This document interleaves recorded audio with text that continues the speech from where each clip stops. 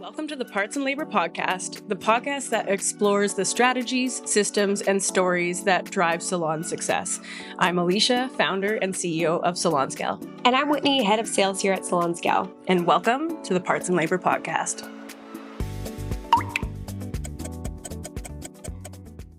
Welcome back to the Parts plus Labor webinar. Welcome back to the Parts plus Labor podcast. My name is Whitney. And I'm Alicia. And today we are going to talk about a bit of a hot topic, which is why are people willingly paying hundreds of dollars for a 20-minute Botox appointment, but balk at a 5-hour, $400 color appointment?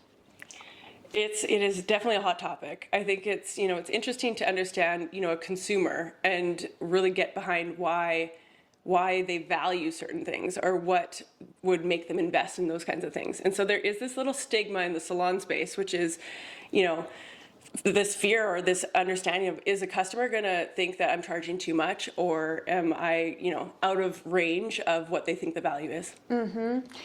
Yeah, and what's interesting is that there's probably a lot of overlap between different clients. I would find it hard to believe that somebody would be willing to spend, $500 to $1,000 getting an injectable Botox, yet not have their hair done or have, their roots showing, whatever it might be. So there's a lot of overlap and kind of like those luxury clients that care about their appearance. But the models for, the salon industry and then these kind of medical injectables is completely different. Whereas the salon industry kind of takes those product costs and their costs and really hides it into, is meticulous, like hides it into their pricing, and is very, very kind of protective about not wanting to show the customer what it costs. Whereas injectables leads with that cost. In fact, that makes up usually the entire cost is the price per unit. Now it's extraordinarily marked up, but I think what they did right is they really set it up to where there's no emotion attached with their pricing at all. It's you pay per usage and it's per unit. And so there's, if you use a certain amount of units, it's this price, and there's no negotiation or surprise that goes into that. Yeah, I think, when we're thinking injectables and we're thinking of Botox, like in general, they start with the product first and then they go into service second. Mm-hmm. So it's, usually you're having a conversation where it's like, what are we looking to do today? And the outcome is to, improve, maybe not have some wrinkles. And then, from that kind of thing, they start with the product first. So like, what product or what materials would I need to be able to address these types of areas, and then we go into where they would be injected, how many spots, and then they would price that way. Whereas it's reversed with salons and stylists. So we would start with like, okay, what is your desired outcome? Okay, here's how I would do it. Like, so here's how I'd foil it. Here's where I'd place all the color. Here's all, and then they go into the products second. So they go service first, then product. Mm-hmm. And so those are the only thing that's different in the consultation, is like they're there. So for some reason in the spa space, or when we think of aesthetics that are like more injectables or these types of services or treatments, they start with, again, here's what you want, here's the products used, here's what I will do to accomplish that, here's the price. In the salon space, again, a little different. Oh, you want this? Here's how I would do all the things. And then I rarely am going to tell you what products I'm using. I'm not going to tell you I'm going to use this tone or this, because, it becomes one of those things is like, if I say I'm going to use toner 9P with 9V or whatever, it's like, it might be something that like might not make sense. Mm-hmm. Whereas, it's a little bit different with the spa side of things. And so with that kind of reverse, it's like we've kind of trained ourselves to just not talk about it. Mm-hmm. And kind of package price or put it all in. And to get that, yeah, for sure, I'll cover it. Almost like in an essence, it's just kind of not including, what ingredients you need mm-hmm. to get to that desired outcome. Yeah.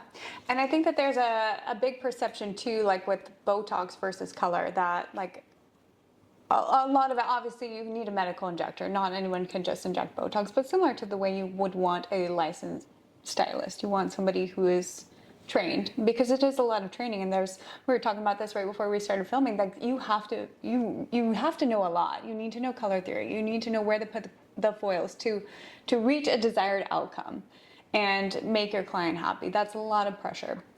But I would say too, like with the medical injection, like a lot of the presumed price is like coming from the actual product itself. Whereas, you know, it's costs them on average $5 or $6 per unit, but they're marking it up to 10 or 12, 10 to 14. And so there's a huge markup there. So this kind of like luxury Botox product, it costs half as much as you think that it does. And they're really, probably the bulk of the cost is that medical injector's time. And I think the difference, a perception difference with the salon industry is that the color is like dirt cheap, that it doesn't make up like a huge portion of the bill. And so what clients are paying for is time, which, you know, over the course of like a 5-6 hour appointment, yeah, a lot of it's going to be time, but the products aren't really cheap anymore either. You know?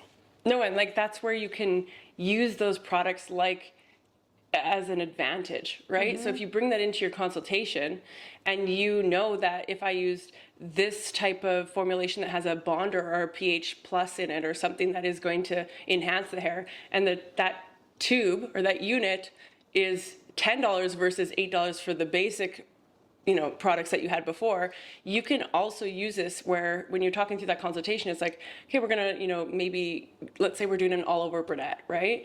So it's like I can use this ingredient or these materials that will be exactly the outcome, the tone, everything will be there. But if you want ultra shine and you want extra protein, I can also use this line. It'll cost X amount more. Or low tox. Like a lot of people are switching to the more like lower toxic brands too, which are more expensive.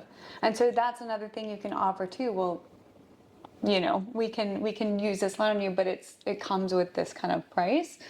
But I think, you know, exposing that, like the true cost, like I think there's a shift happening where it was seen as kind of like nickel and dimey to kind of expose the price before of what it costs. Whereas if the whole industry gets on board as this is luxury, these are materials that just you can buy with a license. That makes it a luxury item. Not anybody can just go out and buy these things.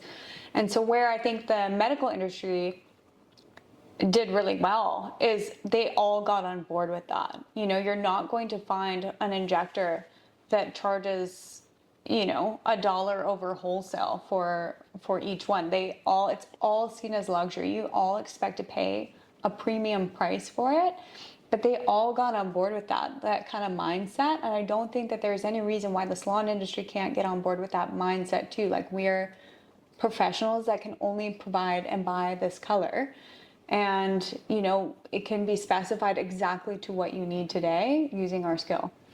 Yeah, and I think, you know, another thing that the med spa industry has done really well is they really marketed that this is an investment, right? So like you're investing in your future self. So preventative care, preventative wrinkles, you know, it's like you're investing in yourself to help you along the way. So a consumer going to get a treatment like that, biannually, annually, whenever, they're looking at investing in themselves and their own care to help improve their overall beauty, and they look at it as an investment. In the salon space, you know, a lot of times it's not necessarily always looked upon as an investment, rather than I need to cover up roots. I need to, like, it's more of like, I have to get these, like, I gotta clean this up. It feels more like a little bit different. And so when we have these like high dimensional services that we can provide that are luxurious, that are an investment, you know that if you invest really well in your hair care as a consumer, that style will last you a lot longer than having to come back every month to get your hair done, right? So it's really kind of selling it, like I think in the salon space, is like really selling this as investing in your hair. So, you know, if someone has a desired outcome to get X, you know, if we want to take those steps to get into that, we're going to invest in, you know, 2 or 3 sessions to get yourself there. Then we go on maintenance care, and maintenance looks like every 3 months. Here's what we're looking at. So it's like leaning into being that true trade, like professional of your trade, where it's like, you know, as we look at what where we're going and how we want to maintain it. Here's the plan for you. You know, it's like if you can get your clients to really see, you know, at least their year map of like what we're going to do for the year, now you've set them up on a path where they're going to continue to come to you. It's no different than, again, a lot of the medical professionals that are doing injectables do the same thing. So they'll tell you, you know, today we're going to do this. We suggest to do this every 9 to 12 months, so we can go ahead and book you. Like they'll book you right through, and they keep, you know, a lot of good notes as far as, you know, what they did, how they use the product, so that they can continue on that care, that path to where the desired outcome is. And when we look at, you know, their industry, kind of their profit margins and their revenue base, like they're winning. Like when we look at their average revenue, a medical spa brings in an average of $2 million in revenue. And their profit margins on average are between 20 and 40%, which is obviously wildly different than the salon industry. Now, there's factors you can't control. You can't control, you know, you can't service a client in the salon industry for color anyway in 20 minutes like you can in injectable. But you can really nail down your profit margins, and how they do that and how most industries do that is knowing the product costs and ensuring that that's paid for. You know, Botox isn't going to, you know, double in price tomorrow, and they're going to charge you what they charge today, right? Like every other industry really stays on top of profit margins and what it costs, and make sure point blank first, like their product is covered, particularly as it continues to go up. Yeah, I think like, you know, the biggest like, I guess like cheater or cheat sheet way for thinking about it as a hairstylist is like, if you start with your variable costs, like these are product costs, they're going to be different for everyone. So if you actually flipped it around like we originally talked, and you start with product and then you add your service, essentially what you do is a multiplier by 10. So if you create a formula, you used a bunch of product, let's say you used $18 worth of product, you times that by 10, that's exactly around where you should be charging the client. It's about $180. Like that allows you to make sure that you have at least a good range. 10% of that service is the product, and the rest of it's going to go right into your labor, your income side. So that is like the easiest, quickest back math calculation to go buy the product first and then add your service on, versus go service first and then try to somehow include the product in. And so I find that I always like challenge anyone. I was like, okay, go ahead and like take a day of like behind the chair and like look at all the clients. Like if you did 3-4 services, and then just, you know, write down those formulas, use Salon Scale. You can use our app for free, but you can go ahead and use it, and you can see what would those would have cost me, and you can see if it was like 18, 25, 60, whatever, right? And if you multiply it, so if you use $60 worth of product, you should be charging within range of $600. So if you use $60 worth of product, and let's think about those balayages with extra, you know, shadow roots and toners and all that stuff. $60 of product was used. The average person charging for a balayage is closer to $200. So when you should have been charging $600 for that service, you're off by a huge margin, which then goes to show you that you're not pricing to really maximize your profit. And would you say that is specifically for commission salon owners or across the board? I would just go straight across. Yeah. You know, at the end of the day, everything, whether it's commission or you work for yourself, there is like, you have room as a soloist, you do have room to have stronger margins, but you have buying power as a commission salon owner, right? And then you have multiple people bringing multiple more in. So you might have a little bit less profit margin at the end of the day, but you have multiple sources of it, whereas you have higher margins as a soloist, but there's only one, you're the only one. If you don't work, you don't make money, right? And so regardless of it, that's the standard that you're talking about. That's the standard. It's either like, you got to look at these, this is just simple math. Like it's just math. It's math to maximize profitability. So either start with your product costs, multiply by 10, that should be your range, or you go the other way where you have your menu and you've factored in what you've factored in all your variable costs, all your fixed costs, divided out by how many hours you're open. You know, it's like breaking it down to what is the bare minimum an hour that will keep the lights on in this place. That plus your labor, and then add your parts on also gives you this. So it's like that gives you your parts and service as well. But no matter what you're doing, it's really actually a very simple equation. I think the number one thing that we're talking about today that a lot of salons get wrong is we think this variable cost, well, it's just a small thing. If I just charge more, or if I just do these high tickets, but at the end of the day, that foundation, that product cost is not going to stay flat. It's always going to increase with inflation. It's always going to increase customer to customer because everybody has a variable different amount of hair, different density. And again, like we said in the spa space, you're using half a syringe, a full syringe. The error of waste is not high. Whereas in the salon space, you can't put it back in the tube. Right? Once it's out, it's out. And so if you really wrap your head around that, whereas like, would I want to make sure that I'm not only pricing to make sure my product costs are covered, but I'm sure I'm making good profit, like I'm making my margin every single time. Like you're gonna live your life feeling so much more successful, and just you're gonna see exactly what that's like versus like the guessing and the stressing.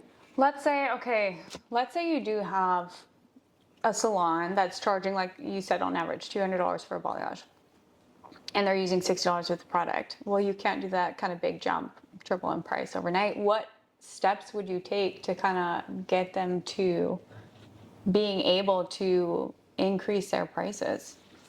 Well, again, it's consultation, right? So a customer coming in, like this is where we have to really get really strong at consultation.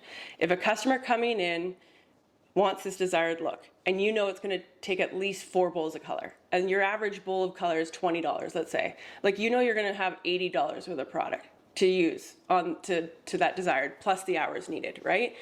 So if that customer is there and you do a quick calculation estimating product cost is 80, it's going to take me 3 hours, let's say I charge $100 an hour, it's $380, then I would then say to the client, like, what's your budget today? Like, are we within range? Based off what you want, it's going to take this much time, probably cost around this much, and this is about the range that it's going to be. Like, if it's not within the budget, then we need to, course correct. We need to be able to say what you want is going to be that. What we can do is a simplified version. We could, focus on foiling around the front of your face for right now, and then cut back a little bit of those costs so that we can, put you more in range of your budget. Like budget. Be so not afraid to talk about what that client is expecting to pay that day, because that's your compass, right? So what they want, how much they want to pay. It now is your job to break down how that is possible. And I'll say, like, the last salon I went to too, it was like electronic. So if you're afraid of those kind of like conversations, like those awkward conversations, like if you're just kind of starting out and that's kind of an awkward question to ask, like the salon I went to before, like the consultation was me filling out kind of this form online when I was sitting there, and what's your budget today? What's your maintenance look like? So they kind of were able to like review all those questions and then talk with me, like they had the answer already, so we could kind of talk about it too. I think there's a big difference between a technical service, and we think of like, especially when think of the med spa space, there's a slight bit of creativity to it, but a lot of it is scientifically, you got to place it in these certain areas because this is where it needs to go, right? And in the salon space, doing hair, there is some form of knowing like where to foil. You can't, you got to foil above the brow ridge or below it, or like if you want more light, like those different areas of placement, but it kind of borderlines over on more the creative side, or artistic side. So if you think of an artist, an artist creates their art.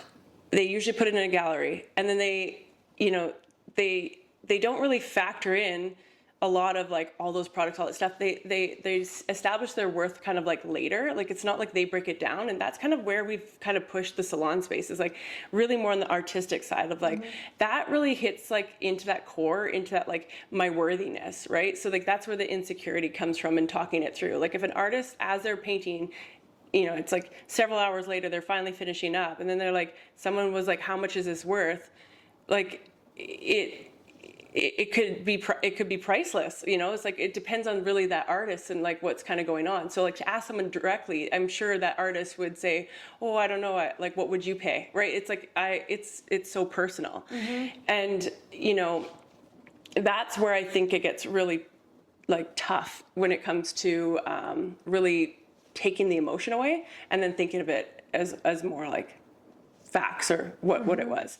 So I think that, you know, when we look at pricing, there's in general, when you look at any of it, you know, we have to understand these hard costs, like what does it cost me to do the product costs. Then we have to understand the technical ability to kind of do that stuff.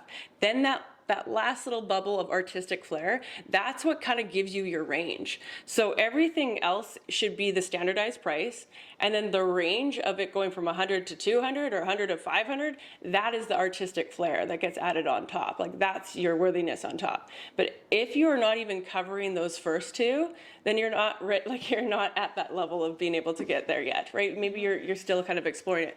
But it's in that range that, you know, I've seen the salon space too, where it's like, how do we quantify this, or how do we talk about this, or you charge this, oh, I will too. And then there's kind of a little bit of internal like, well, how do we factor this, or how do we come up with this price?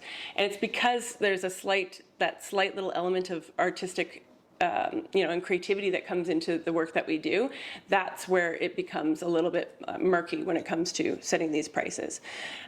So I think, you know, coming back to how we're talking is like, why don't we take inspiration from some of these other sectors, such as the med spa space, and you know, what are they doing? What are all these other industries doing? Whether it's home building, whether it's like any kind of industry that's of trade.